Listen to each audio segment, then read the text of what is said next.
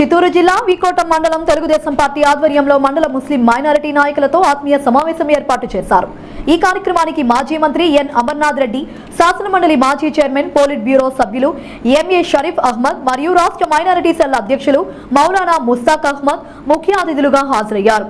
ఈ సందర్భంగా రాష్ట్రంలో మైనారిటీలకు జరుగుతున్న అన్యాయాలను, గత ప్రభుత్వంలో జరిగిన సంక్షేమ కార్యక్రమాలను వారు వివరించారు. అనంతరం పలువురు వైకాపా నాయకులు, కార్యకర్తలు మాజీ మంత్రి సమక్షంలో తెలుగుదేశం పార్టీలో చేరారు.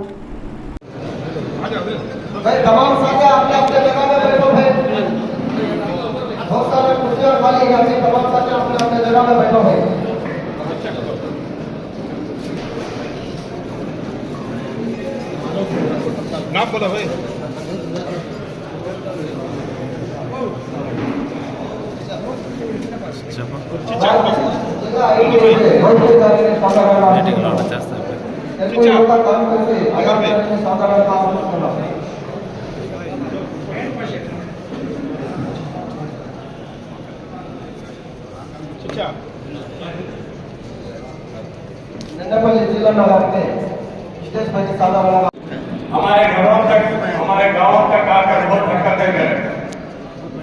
क्या करने बोले तो बीजेपी से अलायंस फाइल करके चंद्रबाबू नायडू मुख्यमंत्री थे स्वभाव को मुसलमानों के लिए माइनॉरिटी कॉर्पोरेशन से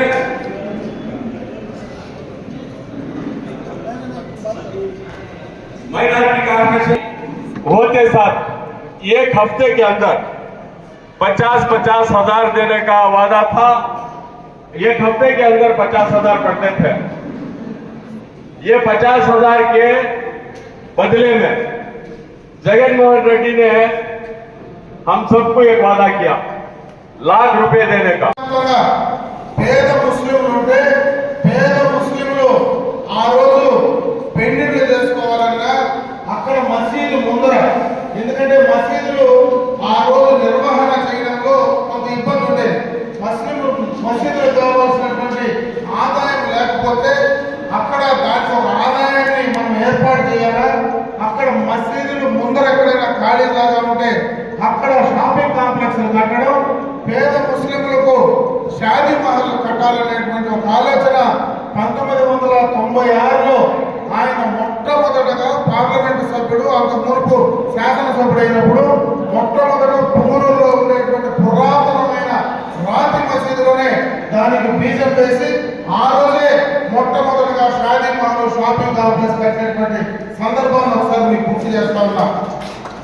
ఆ తర్వాత నేను పలమనేరు నియోజకవర్గానికి శాసనసభ్యుడిగా వచ్చిన తర్వాత ఈ రోజు పలమనేరు నియోజకవర్గంలో అన్ని చోట్ల కూడా మొట్టమొదటిగా రాయలపేట లాంటి చిన్న గ్రామం కావచ్చు, ముతుకూరు లాంటిది కావచ్చు, అదేవిధంగా బైరెడ్డిపల్లి లాంటిది కావచ్చు, ఇటువంటివన్నీ కూడా చిన్న చిన్న షాదీ మహల్స్ ఆ యొక్క చిన్న గ్రామానికి సరిపడేటువంటి కట్టినా ఈ రోజు పలమనేరులో గతంలో దండపల్లి రోడ్లో కానీ జెండా మఠంలో కానీ అక్కడ షాదీ మహల్స్ ఏర్పాటు చేసిన ఆ తర్వాత దానికి అడిషనల్ గా డబ్బు కావాలంటే నేను మంత్రి అయిన తర్వాత అక్కడ డైనింగ్ హాల్లకు డబ్బు ఇచ్చిన.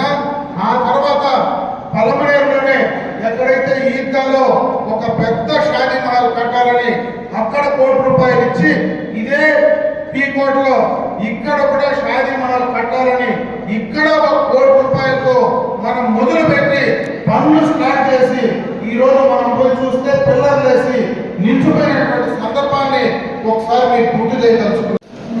ఏవైతే ఎన్నికలు రేపు రాబోతున్నాయో 2024లో 40 రాబోతున్నాయో ఎన్నికల యొక్క ప్రాధాన్యత చాలా ఉంది. ఈ రాష్ట్రం బాగుపడాలి, ఈ రాష్ట్రం అభివృద్ధి చెందాలి, ముఖ్యంగా మన పిల్లలకి ఉపాధి, ఉద్యోగ అవకాశాలు రావాలి, మన జీవితాలు బాగుపడాలి, శాంతి సామరస్యంగా మన మీద తప్పుడు కేసులు బనాయించకుండా, భయపెట్టే పరిస్థితి లేకుండా ఒక చక్కటి ప్రజాస్వామ్య జీవితంలో మనం మెరగాలి అంటే తెలుగుదేశం పార్టీ రావాల్సిన అవసరం ఉంది. మరి ముఖ్యంగా ఈనాడు ముస్లింలు ఎవరైతే ఉన్నారో ముస్లింల ఎన్నికలలో చాలా ఉత్సాహంగా ఓట్లు వేస్తుంటాం.